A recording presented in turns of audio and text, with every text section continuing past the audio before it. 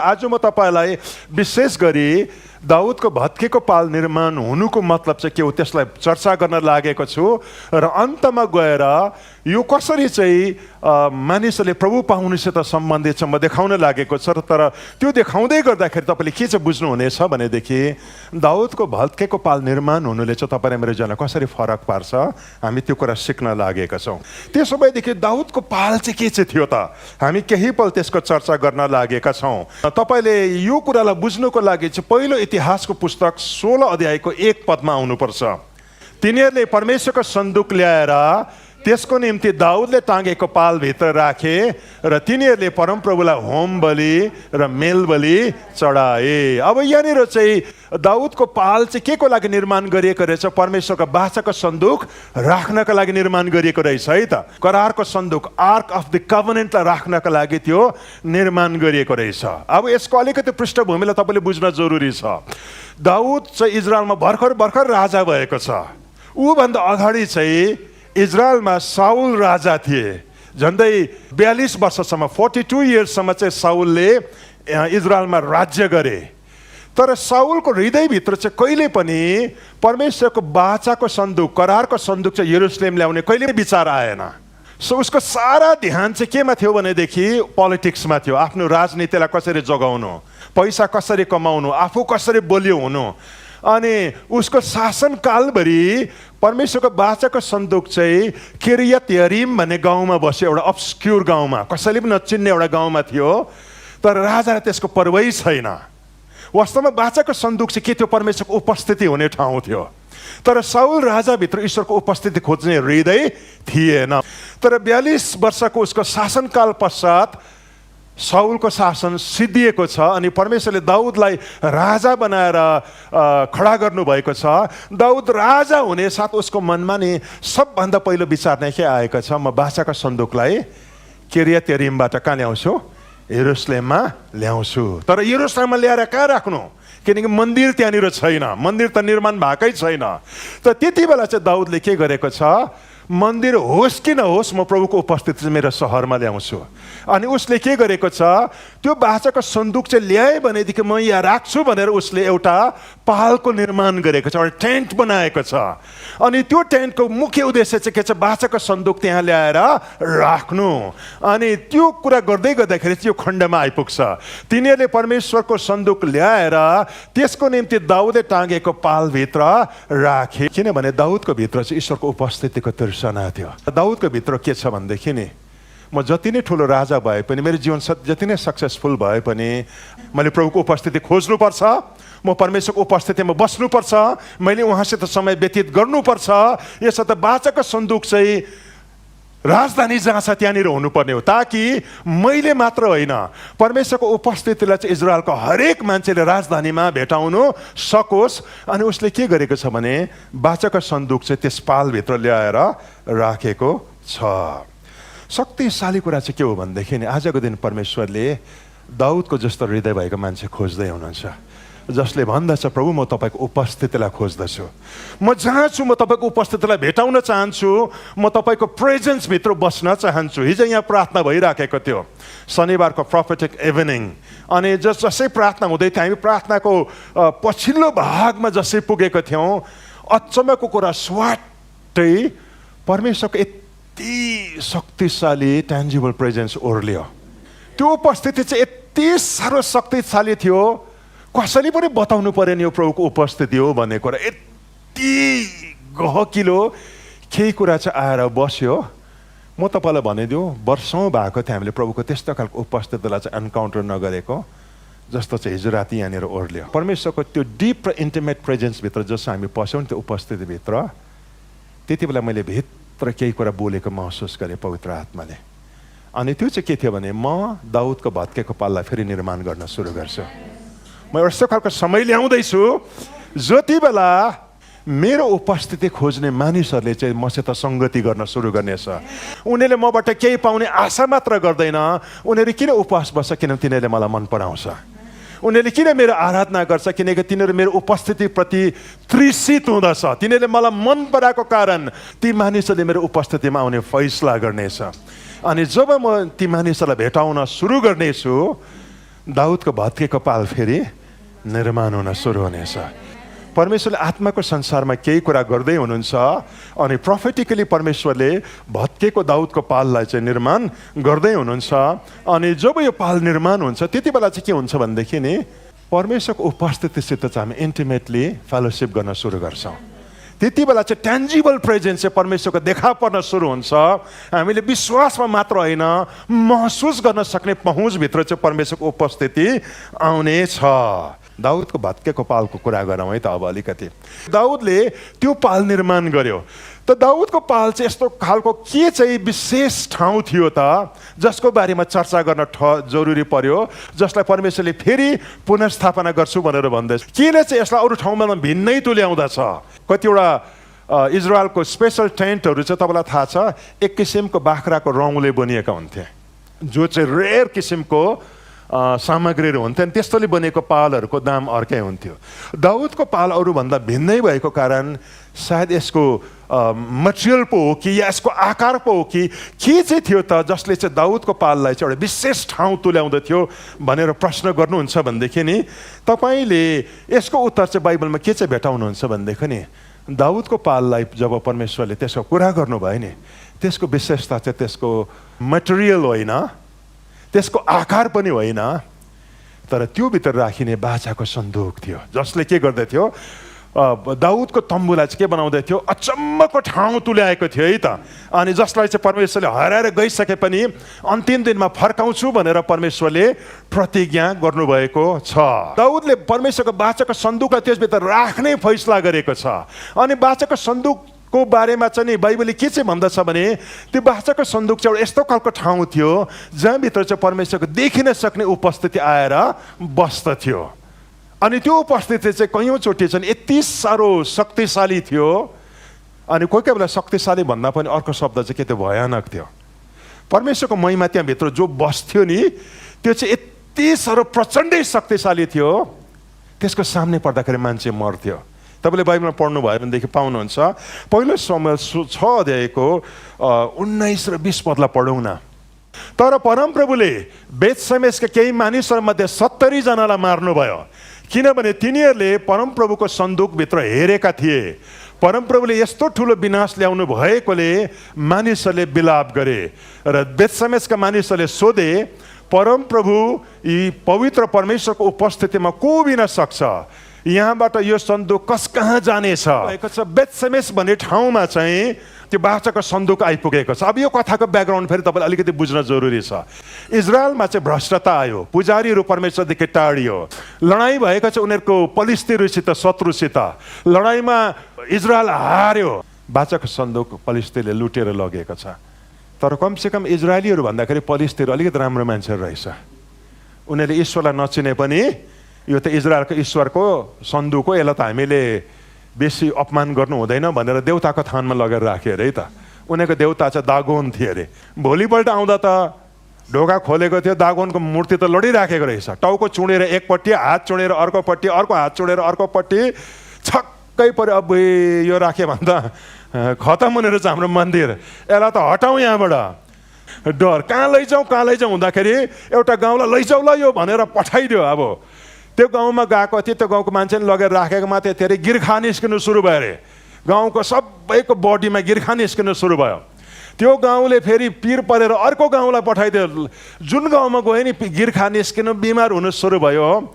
यति बेसी दुःख पायो त्यो पलिस्तीहरूको गाउँले। अन्तमा चाहिँ के फैसला गर्यो, यसलाई राख्नु हुँदैन। अब मासै भने पनि अब हामी खत्तम हुन्छ, राख्यो भने पनि दुःख पाउँछ, के गरौँ? एउटा गोरु गाडी बनाऊ, 2टा गाईलाई अगाडि जोतौँ अनि इजरायलको सिमानामा ल्याएर छोडिदिउँ उतापट्टि। गोरु गाडीमा हाल्यो अनि त्यसपछि इजरायलतिर धपाई पठाइदियो त्यो गाईलाई। त त्यो गाईहरू सिधै अगाडि बढेर जाँदै गर्दा निकै माइल पर पुगेपछि पहिलो जुन गाउँ भेट्यो त्यो गाउँ चाहिँ के थियो अरे, बेतशेमेस थियो अरे। बेतशेमेसमा मान्छेले यसो हेर्दाखेरि बाचाको सन्दुक चाहिँ अस्ति महिनौँ अगाडि, 7 महिना अगाडि हामीलाई जितेर लुटेर लगेको बाचाको सन्दुक फर्केर सबजना त्यो सन्दुकलाई देखेर खुसी भयो, उफ्रियो, नाच्यो, करायो अनि त्यसलाई भित्र लग्यो अरे। तिनीहरूले चाहिँ के सोचेछ भनेदेखि नि मन्दिरभित्र यो राख्दाखेरि त कहिले पनि हेर्नु पाउँदैन यो भित्र के थियो भन्ने, के चाहिँ रहेछ आज हेरौँ न। अनि उनीहरूले ढकनी खोलेर यसो खोलेर बाजाको सन्दुकभित्र हेरेको मात्र थियो अरे, अचम्मको कुरा भयो अरे 70 जना चाहिँ तिनै पोक्लोकै मऱ्यो अरे। त्यो चाहिँ यति साह्रो भयानक, यति साह्रो डरलाग्दो कुरो थियो। हेर्नुहोस् है त, त्यहाँ के बस्थ्यो भन्नुहोस् त, परमेश्वरको उपस्थिति, परमेश्वरको महिमा चाहिँ त्यसभित्र बस्थ्यो। कसैले पनि यसो त खेलाची गर्नु सक्थेन। नेपाली भाषाको बाइबलले त 70 जनालाई मार्नुभयो भन्छ, तर एम्प्लिफाइड या एनकेजिबीमा चाहिँ पढ्नुभयो भनेदेखि नि 50,000 70 जना मान्छे मऱ्यो भन्छ त्यो दिन। हेर्नुहोस्, then he struck the man of Bethshemesh because they had looked into the ark of the Lord. He struck 50,070 men of the people. ढकनी खोलेको मात्रै छ, कति मान्छे मर्यो अरे भन्नुहोस् त एकै दिनमा? 50,070 लास छ नि त्यो गाउँबाट उठ्यो अरे, त्यो सहरबाट, त्यो इलाकाबाट। किनभनेदेखि नि बाचाको सन्दुक हेर्दाखेरि काठ र सुनले बनिएको चिज जस्तो देखा तापनि त्यहाँभित्र चाहिँ परमेश्वरको उपस्थिति बस्दथ्यो।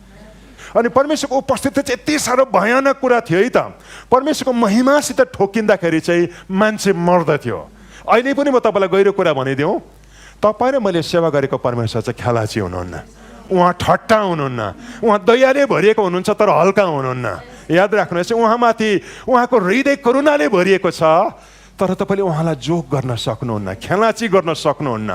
नयाँ करारमा आउँदाखेरि उहाँको महिमासित कम्प्रोमाइज भएको छैन, अझै पनि परमेश्वर बदलिनु भएको छैन। तपाईँले यसको अलिकति उता हेर्नुभयो भनेदेखि नि अर्को घटना पनि देख्नुहुन्छ जहाँनिर मान्छे मरेको छ। अब यो 50,070 जना मान्छे मरेपछि अब के भयो, बेथसेमेसको मान्छेले त्यसलाई राख्नु सकेन, किरेतरिम भन्ने ठाउँमा पठाइदियो। अनि त्यहाँनिर अमिनादाब भन्ने मान्छेको घरमा बसेको छ यो। अनि दाउदले जसै सुन्यो त्यति बेला चाहिँ दाउदले बाचाको सन्दुक ल्याउने फैसला गरे। अनि तपाईँले पहिलो इतिहास 13 अध्यायको 7 देखि लिएर 10 पदमा हेर्नुहोस् न। तिनीहरूले अमिनादाबको घरबाट परमेश्वरको सन्दुक लिएर एउटा नयाँ गाडामा राखे। उज्जा र अय्युले चाहिँ त्यो गाडा हाँक्दै लगे। दाउद र सबै इस्राएलीहरू परमेश्वर सामु गीत बिना सारङ्गी खैँजडी झ्याली र तुरैसित खुब जोसले रमाए। तिनीहरूले किदोनको खलाम आइपुग्दा ती गुरुले ठक्कर खाए र उज्जाले सन्दुक समात्न आफ्नो हात बढाए, तर परमप्रभु उज्जासँग क्रोधित भएर तिनलाई प्रहार गर्नुभयो, किनभने तिनले आफ्नो हात बढाएर सन्दुक छोएका थिए।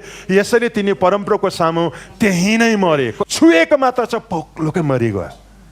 दाउदले बाचाको सन्दुक ल्याउनु उसको इन्टेन्सन सही छ, तर तरिका चाहिँ के छ उसको गलत छ। वास्तवमा बाचाको सन्दुक चाहिँ नि गोरु गाडीमा हाल्ने कुरै होइन। परमेश्वरको व्यवस्था अनुसार चाहिँ त्यो कसले बोक्नु पर्थ्यो? पुजारीहरूले चाहिँ काँधमा बोकेर ल्याउनु पर्थ्यो। तर दाउदले कसको कपी गरेको छ? यो कसले चाहिँ गोरु गाडीमा हालेर उताबाट खेती पठाएको थियो? पुलिस त्यसले त्यसको एटेन्डेन्ट चाहिँ उज्जा र अय्यो भन्ने मान्छेलाई खटाएको छ, तिमीहरूले एकदम हेरचाह गरेर ल्याउने, हामी चाहिँ अगाडि अगाडि आराधना गर्दै जान्छ। आराधना गर्दै जाँदैछ अनि एक ठाउँमा आइपुग्दाखेरि के भयो, गोरुको खुट्टा चाहिँ ढुङ्गामा अल्झेर गोरु हल्लिँदाखेरि गाडी कोल्टै पर्यो। अनि बाचाको सन्दुक भुइँमा झर्ला जस्तो हुँदाखेरि उज्जाले थाम्नुको लागि अब राजाको अर्डर हो झर्नु नदिनु भने चाहिँ समातेको मात्रै छ, उज्जा त्यही नै मरेको छ। तपाईँले यो कुरा सुन्दै गर्दाखेरि कन्ट्राडिक्सन लाग्छ, नमिल्ने कुरा। कन्ट्राडिक्सन चाहिँ के लाग्छ? मैले आजको टिचिङ सुरु गर्दाखेरि चाहिँ केबाट सुरु गरेँ भन्नुहोस्, दाउदको भत्केको पाला परमेश्वरले पुनर्निर्माण गर्दै हुनुहुन्छ, जसको प्रतीकात्मक अर्थ चाहिँ के हो भनेदेखि परमेश्वरले चाहिँ तपाईँ र मलाई उहाँको उपस्थितिभित्र बस्ने मान्छे बनाउन चाहनुहुन्छ, उहाँलाई खोज्ने मान्छे बनाउन चाहनुहुन्छ भन्ने चर्चाको साथमा सुरु गरेँ। तर अब यहाँनिर आइपुग्दाखेरि चाहिँ तपाईँले यो कुरा सुन्दै गर्दाखेरि अब को बस्नु सक्छ त्यो उपस्थितिमा? उज्जा मऱ्यो अरे, 50,070 जना मान्छे एक दिनमा मऱ्यो अरे। त म जस्तो अयोग्य, मेरो जस्तो जीवन असफलताले भरिएको, मेरो जीवन पर्फेक्ट छैन, मेरो जीवन योग्य छैन, मैले काम बिगारेको छु, मेरो एकापट्टि एउटा सिन्सियर इच्छा त छ परमेश्वरलाई खोज्ने, तर अर्कोपट्टि मैले चाहेको जस्तो जीवन बिताउन सकिराखेको छैन। के म प्रभुको उपस्थितिमा आउन सक्छु र भने तपाईँलाई भित्र लाग्छ है त? कि म परमेश्वरसित इन्टिमेट प्रेजेन्सभित्र बस्न सक्छु र भने तपाईँलाई प्रश्न लाग्छ भनेदेखि नि अब यो दुईटा अलग अलग सुनिने कुराहरूलाई म कनेक्ट गर्न लागेको छ एकअर्कासित। प्रस्थान 25 अध्यायको 16 देखि लिएर 22 पदमा आउनुहोस् न। तब त्यस सन्दुकभित्र गवाही पाटी राख्नु जो म तँलाई दिनेछु, अनि तैँले निखुर सुनको एउटा कृपा आसन बनाउनु। त्यसको लम्बाइ 2 हात आधा र चौडाइ 1 हात आधाको होस्। पिटेको सुनको दुईवटा करूबहरू कृपा आसनका दुवै किनारमा हुन्। एउटा करूब एक किनारमा, अर्को करूब अर्को किनारमा। ती दुई करूबहरू र कृपा आसन एउटै टुक्रा सुनबाट त्यसका दुई किनारमा बनाउनु। ती करूबहरूले आफ्ना पखेटा मास्तिर फैलाएका र कृपा आसनलाई आफ्नो पखेटाले ढाकेको हुनुपर्छ। तिनीहरूको मुख आम्ने सामने कृपा आसनतिर फर्केको हुनुपर्छ। त्यो कृपा आसनलाई सन्दुकको माथि राख्नु अनि सन्दुकभित्र गवाही पाठी राख्नु जो म तँलाई दिनेछु। त्यही म तँसित भेट गर्नेछु अनि कृपा आसनमाथि गवाही पार्टीको सन्दुकमाथि हुने ती दुई करूबहरूको बिचबाट यस शरीरको निम्ति सबै आज्ञाहरू म तँलाई दिनेछु। अब तपाईँले यसो हेर्नुभयो भनेदेखि त्यो बाचाको सन्दुकको दुई भाग हुँदा थियो। अब 16 पदमा हेर्नुभयो भनेदेखि त्यस सन्दुकभित्र गवाही पाठी राख्नु जो म तँलाई दिनेछु। बाचाको सन्दुक चाहिँ कस्तो हुन्थ्यो भनेदेखि त्यो चाहिँ काठले बनिएको सन्दुक हुँदथ्यो। त्यसको बाहिर चाहिँ सुनले त्यसलाई गोल्ड प्लेट गरिएको हुँदथ्यो। अनि त्यसभित्र चाहिँ के राख्नु भनेर परमेश्वरले भन्नुभएको छ, गवाहीको पार्टी। त्यसको मतलब चाहिँ परमेश्वरले दिनुभएको 10 आज्ञाको पार्टी चाहिँ त्यसभित्र राख्नु भनेर भनेको छ। त व्यवस्था भन्नुहोस् न, त्यो बाचाको सन्दुकभित्र चाहिँ त्यो कुरा राखिएको हुँदथ्यो। अब 10 आज्ञाको पार्टी अथवा व्यवस्था चाहिँ के चाहिँ हो भनेर भन्नुहुन्छ भनेदेखि नि इजरायलीहरूलाई परमेश्वरले व्यवस्था दिनुभयो तर इजरायलले कहिले पनि पालन गर्न सकेन। इजरायलीलाई परमेश्वरले 10 आज्ञा दिनुभयो तर ती 10 आज्ञालाई कुनै पनि इजरायलले पालन गर्नु सकेन। हरेक मान्छे असफल भएको छ। किन पुरानो करारमा परमेश्वरले व्यवस्था चाहिँ मान्छेलाई धर्मी ठहराउनको लागि र पालन गर्नको लागि दिएको कुरा थिएन। परमेश्वरले व्यवस्था चाहिँ किन दिनुभएको थियो भनेदेखि नि मान्छेको फेलियर जनाउनको लागि। तँ चाहिँ कति असफल छस्, मेरो मापदण्ड, मेरो स्ट्यान्डर्ड, मेरो पवित्रता चाहिँ यति साह्रो अल्गो छ, तैँले जति नै कोसिस गरिस् भने पनि यहाँसम्म आइपुग्दैनस्, सक्दैनस् तैँले। अनि मानिसहरूले कोसिस गरेको छ, सकेको छैन। अनि त्यो 10 आज्ञाले चाहिँ के देखाउँदछ, परमेश्वर कति भयानक हुनुहुन्छ, परमेश्वरको मापदण्ड कति साह्रो ठुलो छ, परमेश्वर कति साह्रो उच्च हुनुहुन्छ कि जति नै कोसिस गऱ्यौँ भने पनि तपाईँको आफ्नो कोसिसले सक्दैन, तपाईँको आफ्नो प्रार्थनाको लम्बाइले सक्दैन, तपाईँको आफ्नो धार्मिकताले चाहिँ तपाईँलाई परमेश्वरसित घनिष्ठ गराउनै सक्दैन। अनि 10 आज्ञाको पार्टी चाहिँ एकापट्टि परमेश्वरको महानता र परमेश्वरको अल्गो स्ट्यान्डर्डको प्रतीक हो, तर अर्कोपट्टि चाहिँ 10 आज्ञाको पार्टीले जहिले पनि मान्छेलाई के महसुस गराउँदछ, तँ असफल मान्छे हो, सक्दैनस्, तँ परमेश्वरको अगाडि उभिनु सक्दैनस्, परमेश्वर चाहेको जीवन जिउनु सक्दैनस्, ट्राई नगरे पनि हुन्छ, तैँले सक्दैनस्। त्यो चाहिँ केमा राखेको त बाचाको सन्दुकभित्र। यो चाहिँ तल्लो भाग है त। अनि त्यो तल्लो भागले चाहिँ जहिले पनि मान्छेलाई के चाहिँ दर्शाउँदछ भनेदेखि नि परमेश्वर भयानक हुनुहुन्छ, तिमीहरू परमेश्वरको नजिक जानु सक्दैनौ। परमेश्वर महान हुनुहुन्छ, तिमीहरूको विद्रोही हृदय उहाँको अगाडि उभिनु सक्दैन। परमेश्वर तिमीहरूको जीवनमा आशिष दिने व्यक्ति हुनुहुन्छ तर तिमीहरू यो थाप्ने लायकको छैनौ, अयोग्यता महसुस गराउँदै थियो है त। अनि त्यसले गर्दा यसले जहिले पनि मान्छेको भित्र के उत्पन्न गर्दथ्यो, कन्डेमनेसन उत्पन्न गर्दथ्यो। कन्डेमनेसन चाहिँ किन उत्पन्न गर्थ्यो, बाचाको सन्दुकमा खराबी छैन। खराबी कसमा छ, मान्छेमा छ है त। यसर्थ खराबी भएको मान्छेको अगाडि चाहिँ परमेश्वरको महिमामै उपस्थिति आउँदाखेरि उपस्थिति त पवित्र छ तर को अपवित्र छ, मान्छे। परमेश्वरको उपस्थिति त सिद्ध छ तर को पर्फेक्ट छैन, मान्छे पर्फेक्ट छैन। त्यसले गर्दा यसले जहिले पनि मान्छेको भित्र विनाश ल्याउँदथ्यो, मृत्यु ल्याउँदथ्यो, जजमेन्ट ल्याउँदछ। यो चाहिँ बाचाको सन्दुक छ अनि त्यो भित्र चाहिँ परमेश्वरको उपस्थिति बसेको छ। बाचाको सन्दुकको तल्लो भागले जहिले मान्छेलाई के दर्शाउँदछ भनेदेखि नि परमेश्वर पवित्र हुनुहुन्छ, उहाँ भयानक हुनुहुन्छ, तिमीले खेलाची गर्नु सक्दैनौ, तिमीले जति नै ट्राई गर्यो भने पनि यो होपलेस भन्ने कुरा चाहिँ बताउँदछ है त। तिमीहरू प्रभुको नजिक कहिल्यै पनि आउनु सक्दैनौ। तर सबैले तर भन्नुहोस् न। तर बाचाको सन्दुकमा यो तल्लो भाग मात्र छैन, बाचाको सन्दुकमा अर्को एउटा भाग पनि परमेश्वरले राख्ने आज्ञा गर्नुभयो। अनि त्यो भाग चाहिँ तपाईँले कहाँ चाहिँ देख्नुहुन्छ भनेदेखि नि 20 र 21 पदमा देख्नुहुन्छ। ती करूबहरूले आफ्ना पखेटा मास्तिर फैलाएका र कृपा आसनलाई आफ्नो पखेटाले ढाकेको हुनुपर्छ। तिनीहरूको मुख आम्ने सामने कृपा आसनतिर फर्केको हुनुपर्छ। त्यो कृपा आसनलाई सन्दुकको माथि राख्नु अनि सन्दुकभित्र गवाही पार्टी राख्नु जो म तँलाई दिनेछु। गवाही पार्टी मेरो पवित्रताको जुन मापदण्ड छ त्यो चाहिँ के भित्र राख्नु, सन्दुकभित्र, जसलाई मान्छेले कहिले पनि पुरा गर्नु सक्दैन। तर त्यो माथि चाहिँ के राख्नु, सुनको कृपा आसन। त्यो चाहिँ सुनकोले बनिएको यस्तो खालको च्याप्टो भाग हुँदथ्यो, स्ल्याब जस्तो हुँदथ्यो। त्यो चाहिँ ल्याएर बाचाको सन्दुकमाथि राख्नु पर्दथ्यो अनि त्यसलाई चाहिँ के भन्दछ, कृपा आसन। परमेश्वरको भयानक पवित्रतामाथि चाहिँ के आएर बसेको छ भने परमेश्वरको कृपा आएर बसेको छ। परमेश्वरले के भन्दै हुनुहुन्छ, मेरो पवित्रतामा मैले तिमीलाई भेट्ने कोसिस गरेँ भने त तिमीहरू मेरो नजिक आउनुभन्दा अगाडि नै मर्छौ। तर म तिमीहरूलाई नि मेरो पवित्रताको मापदण्डमा होइन, मेरो कृपाको प्लेटफर्ममा चाहिँ म तिमीलाई भेट्न चाहन्छु। अनि कृपा मात्र, यसलाई के भनेको छ, आसन, मर्सी सिट भनिएको छ है त। कृपा आसन, आसन या सिट भनेको के हो, बस्ने ठाउँ। अहिलेको भाषामा चेयर भन्छ। परमेश्वरले नि के भन्नुभएको छ, कृपा आसन, मर्सी सिट। बाचाको सन्दुकभित्रै हेर्नु हो भने त मेरो पवित्रता यति साह्रो भयानक छ, सक्दैन तिमीहरू मेरो नजिक आउन। तर कृपा आसनले गर्दाखेरि चाहिँ म तिमीहरूलाई मेरो पवित्रताको भयानकतामा होइन, मेरो करुणा चाहिँ त्यहाँ आएर बसेको छ। अनि त्यहाँनिर चाहिँ म तिमीलाई भेट्न चाहन्छु। यस कारण शक्तिशाली कुरा चाहिँ के छ भनेदेखि नि, आजको दिन नि परमेश्वरको अगाडि आउँदाखेरि तपाईँ आफ्नो प्रार्थनाको लम्बाइ लिएर नआउनुहोस्। प्रभु म यति लामो प्रार्थना गर्ने मान्छे, तपाईँले मलाई आशिष दिनुपर्छ। परमेश्वरले भन्नुहुन्छ, तेरो अचिभमेन्टको कुरा गर्नु हो भनेदेखि चाहिँ तँ कहाँ पुग्छस्, व्यवस्थाको पार्टीको अगाडि पुग्छस्। अनि त्यसको अगाडि चाहिँ उभिनु हो भनेदेखि मेरो पवित्रताको अगाडि चाहिँ तेरो लामो प्रार्थना केही पनि होइन।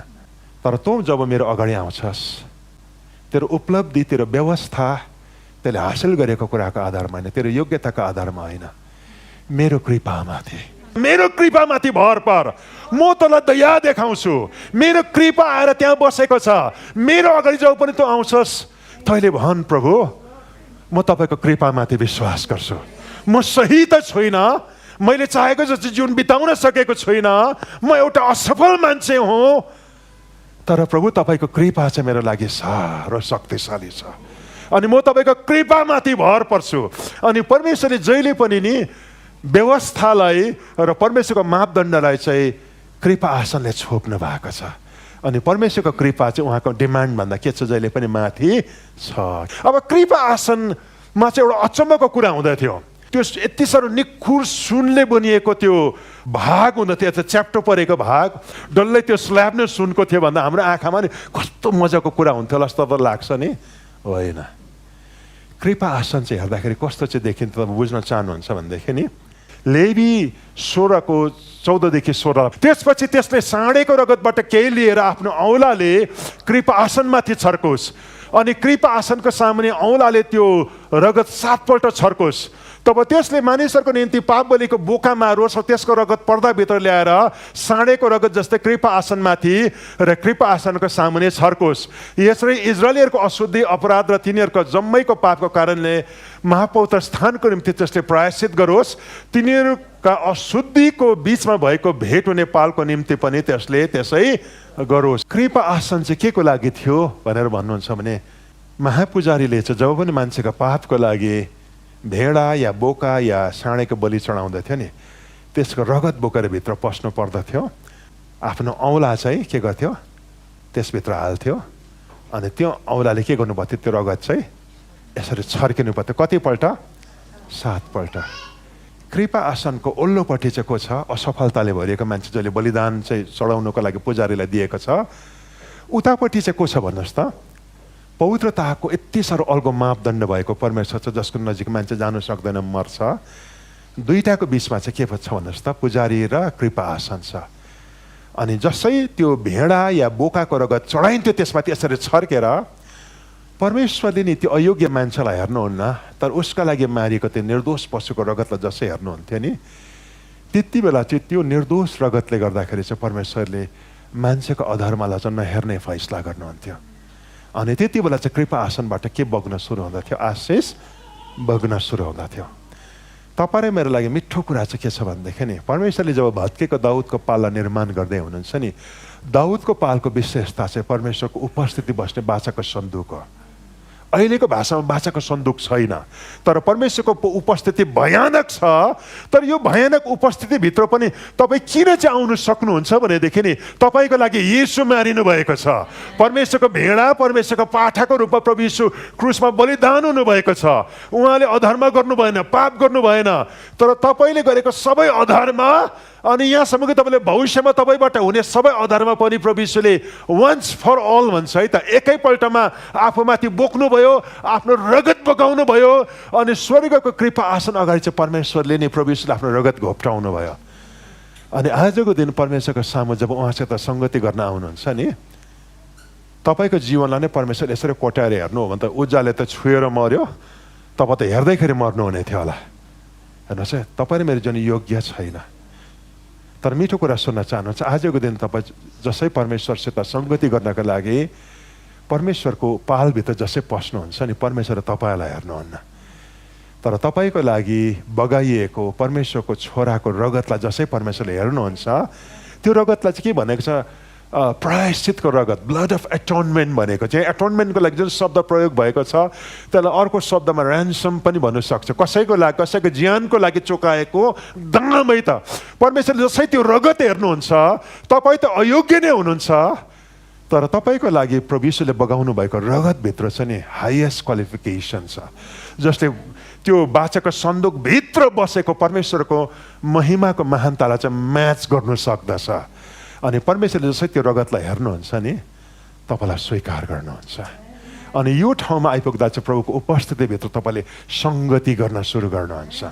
शक्तिशाली कुरा छ है। त्यसो त आजको दिन तपाईँ अयोग्य मान्छे हुनुहुन्छ, तपाईँले जीवनमा काम बिगार्नु भएको छ, बितेको हप्ता तपाईँले भुल गर्नुभएको छ, तपाईँको जीवन ढलेको छ होला, तपाईँले आफूलाई सही अनुभव गरिराख्नु भएको छैन होला। पहिला मेरो जीवन सही गर्छु र प्रभुको अगाडि आउँछु न भन्नुहोस्, उहाँसित बस्न सुरु गर्नुहोस्। अनि परमेश्वर यो दिनमा चाहिँ के खोज्दै हुनुहुन्छ, दाउदको भत्केको पाल निर्माण गर्ने मान्छे खोज्दै हुनुहुन्छ। जहाँभित्र दाउदले ईश्वरको उपस्थितिलाई भेटाउने कोसिस गरेको थिए, परमेश्वरको उपस्थितिको निम्ति तिर्सना गर्ने, तिर्खाउने, खोज्ने मान्छे समस्या समाधान हुनको लागि मात्र, उहाँलाई मन पराउनको लागि, उहाँलाई एडमायर गर्नको लागि, उहाँको आवाज सुन्नको लागि, उहाँको मुहारलाई हेर्नका लागि आउने मान्छे आजको दिन खोज्दै हुनुहुन्छ। के तपाईँ योग्य भएर? योग्य त कोही पनि छैन, तर कृपा आसनमाथि बगेको रगत चाहिँ तपाईँको लागि इनफ छ। यसले चाहिँ तपाईँको सारा अयोग्यतालाई चाहिँ के गर्दछ भनेदेखि हटाउँदछ। अनि यहाँनिर आइपुग्दाखेरि चाहिँ एभ्री गिल्ट, एभ्री कन्डेमनेसन चाहिँ मेटिनु पर्ने हो। याकुबले यरुसलेमको त्यो मिटिङमा नि किन चाहिँ दाउदको भत्केको पाललाई प्रभुले निर्माण गर्दा चाहिँ अन्य जातिलाई ग्रहण गर्छ भनेर तपाईँलाई थाहा छ? इजरायलीहरू व्यवस्थाले धर्मी ठहरिने भएदेखि प्रभु यीशु मारिने जरुरतै थिएन।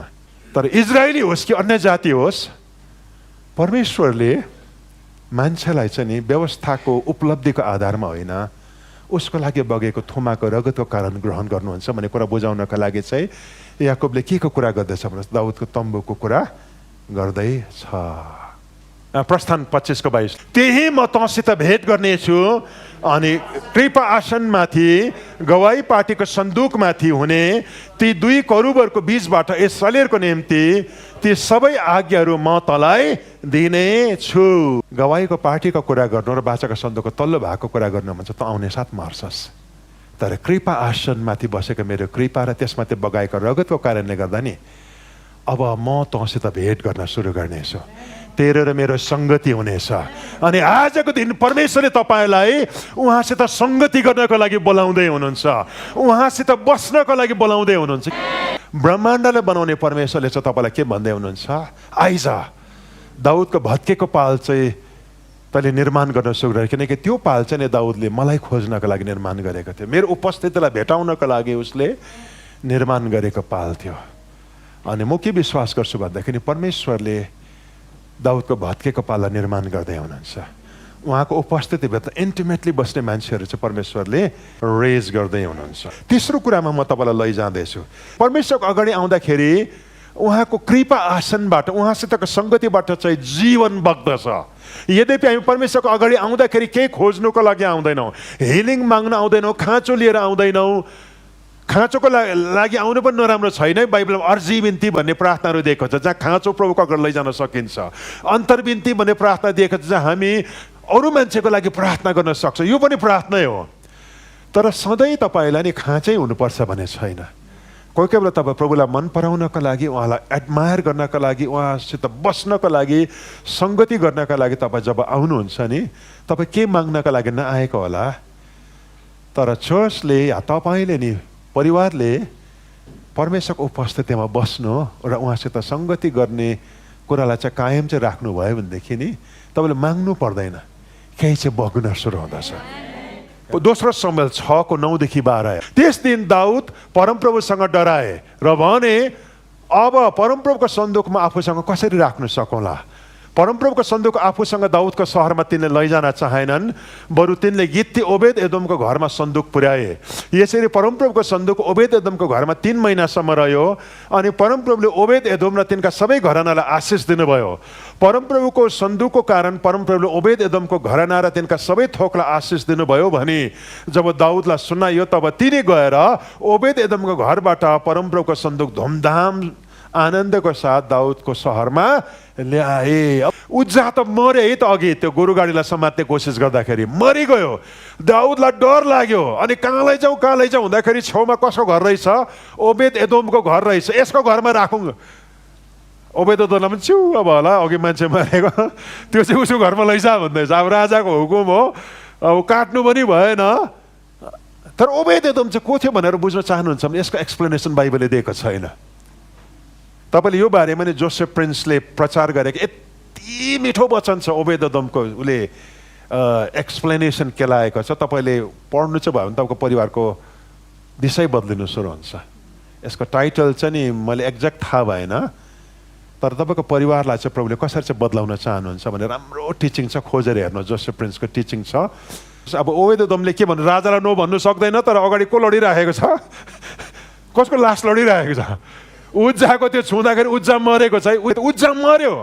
कसरी लानु बाचाको सन्दुक त्यो घरमा। तर ओबेद एदोमले राजाको कुरा अब तर्काउन सकेन, बाचाको सन्दुक भित्र ल्यायो। तर ओबेद एदोमले नि 3 महिना चाहिँ बाचाको सन्दुक उसको घरमा बस्दा चाहिँ प्रभुको उपस्थितिलाई यति बेसी स्याहारे, यति बेसी आदर गरे अरे। अचम्मको कुरा चाहिँ 11 पदमा छ। यसरी परमप्रभुको सन्दुक ओबेद एदोमको घरमा 3 महिनासम्म रह्यो। अनि परमप्रभुले ओबेद एदोम र तिनको सबै घरानालाई आशिष दिनुभयो। उनले जति त्यो बाचाको सन्दुकभित्र भएको प्रभुको उपस्थितिलाई आदर गर्यो नि, परमेश्वरसित सङ्गति गर्न जब सुरु गर्यो, कोही चाहिँ नि खनाचीको साथमा छँदा ती मरेको छ, तर कसैले चाहिँ प्रभुको उपस्थितिसित सङ्गति गर्दाखेरि नि आशिष खुल्न सुरु भएको छ।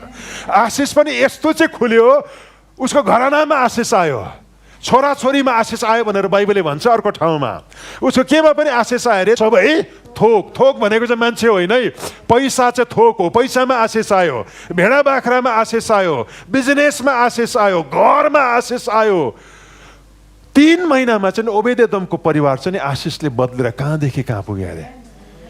गहिरो कुरा बुझ्न चाहनुहुन्छ, तपाईँले परमेश्वरको उपस्थितिमा नि घनिष्ठताका साथमा बस्ने कुरालाई चाहिँ सिक्नु चाहिँ भयो भनेदेखि माग्नु पर्दैन, तपाईँको घराना बदलन सुरु हुन्छ।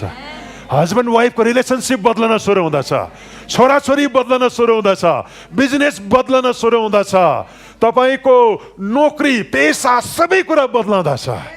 आशिषले सबै कुरा बदलाउँदछ। परमेश्वरको उपस्थिति आउँदा आशिष नहुनु चाहिँ नि इम्पोसिबल हो। परमेश्वर जहाँ पनि जानुहुन्छ नि आशिष दिनु पर्दैन। त्यो चाहिँ उहाँको उपस्थितिबाट आफै एमिट हुने कुराहरू हो, त्यो चाहिँ आफै उत्पन्न हुने कुराहरू हो। ओबेद एदोमको घरमा नि 3 महिना बस्दा नि ओबेद एदोमको घर चाहिँ आशिषले गर्दा नि कहाँदेखि कहाँ पुग्यो अरे। तपाईँले प्रभुको उपस्थितिलाई चाहिँ नि इन्टिमेटली रेस्पेक्ट गर्न सिक्नुभयो, उहाँसित बस्न चाहिँ सिक्नुभयो भनेदेखि नि केही माग्नको लागि नआउनुहोस्। कोही बेला उपवास छ नि उहाँलाई मन पराउनको लागि बस्नुहोस्, कोही बेला आराधना चाहिँ उहाँलाई आदर गर्नको लागि गर्नुहोस्। तर जब तपाईँले यो आदत चाहिँ विकास गर्नुहुन्छ, म केही समय बित्दा नबित्दा नि मान्छेले फरक देख्न सुरु गरिहाल्छ। तपाईँ उठेर कहाँदेखि कहाँ पुग्नुहुन्छ, तपाईँको सबै कुरा हुने ट्रान्सफर्मेसन आउन सुरु हुन्छ है त। अनि दाउदको कानमा पुग्यो अरे। तपाईँले जबरजस्ती ओबेद एदोमको घरमा हालेको थियो नि बाचाको सन्दुक, त्यसको घर त मौलाएर त आमामा कस्तो भएको छ र दाउदलाई के भयो अरे सक्ने रहेछ। अनि उसले गएर फेरि ल्यायो भन्छ है त। तर प्रभुको उपस्थितिबाट केही न केही कुरा चाहिँ आउँदछ। आमोस 9:11 देखि 14। त्यस दिन म दाउदको ढलेको वासस्थानलाई पुनर्स्थापना गर्नेछु र त्यसको पहलहरू मरम्मत गर्नेछु, अनि भत्केको अवस्थाबाट त्यसलाई म खडा गर्नेछु र अघि जस्तै गरी म त्यसलाई निर्माण गर्नेछु, ताकि तिनीहरूले एदोमको बाँकी रहेका र मेरो नाउँ भएका सबै जाति जातिलाई अधिकार गरून्। यसै नै गर्नुहुने परमप्रभु घोषणा गर्नुहुन्छ। यस्ता दिन आउँदैछ, परमप्रभु भन्नुहुन्छ, जब कटनी गर्नेलाई हलो जोत्नेले उछिन्नेछ, बिउ छर्नेलाई दाख पेल्नेले उछिन्नेछ, पर्वतहरूबाट नयाँ दाखमध्य चुनेछ, सबै डाँडाहरूबाट त्यो बग्नेछ। म मेरो निर्वासनमा गएको प्रजा इस्राएललाई फर्काएर ल्याउने छु र ध्वंस भएको सहरलाई तिनीहरूले फेरि निर्माण गरेर तिनमा बास गर्नेछ।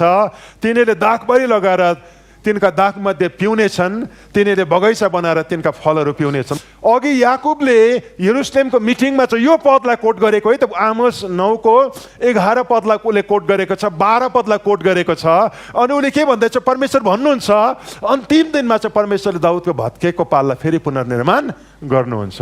जो पनि त्यो पुनर्निर्माण हुन्छ नि 13 पद पुरा हुन सुरु हुन्छ। त्यसको प्रभाव चाहिँ 13 पदमा चाहिँ के भन्छ, परमप्रभु भन्नुहुन्छ यस्ता दिन आउँदैछ। अनि त्यो चाहिँ के अरे, कटनी गर्नेलाई हलो जोत्नेले उछिन्नेछ, बिउ छर्नेलाई दाख पेल्नेले उछिन्नेछ। सिजन ओभरल्याप हुन सुरु हुनेछ। फसल चाहिँ यस्तो आउनेछ, यसपालिको फसल बटुल्दै के को टाइम हुनेछ, रोप्ने टाइम आइहाल्नेछ। एहे अलिक दिन पर्खन, अहिले पहिलाको सकेकै छैन भन्दै गरेको हुन्छ, रोप्ने समय सुरु भइहाल्छ। रोप्दै मात्र गरेको हुन्छ, फेरि कटनी गर्ने टाइम आउँदछ। अनि परमेश्वरले टाइमलाई श्रिङ्क गर्न सुरु गर्नुहुन्छ, परमेश्वरले समयलाई खुम्च्याउन सुरु गर्नुहुन्छ।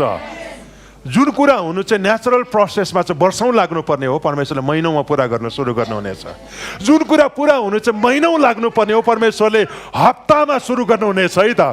जुन कुरा पुरा हुनु नेचुरल प्रोसेसभित्र चाहिँ हप्ता लाग्नुपर्ने हो, परमेश्वरले एक दिनमा गर्नुहुनेछ। अनि जुन कुरा पुरा हुनु चाहिँ दिन लाग्नुपर्ने हो, परमेश्वर इन्स्ट्यान्टमा पुरा गर्नुहुन्छ। दाउदको भत्केको पाल जसै पुनर्निर्माण हुन्छ र मान्छेले परमेश्वरसित इन्टिमेसी खोज्न सुरु हुन्छ नि, परमेश्वरले टाइमलाई चाहिँ स्पिड अप गर्न सुरु गर्नुहुन्छ। न्यू लिभिङ ट्रान्सलेसनबाट 9को 13, the time will come says the Lord when the grain and grapes will grow faster than they can be harvested. यति छिटो हुर्किनेछ कि हार्भेस्ट गर्नु के पर्नेछ, यतापट्टि हार्भेस्ट गर्दैछ, यतापट्टि उम्रिँदैछ है त।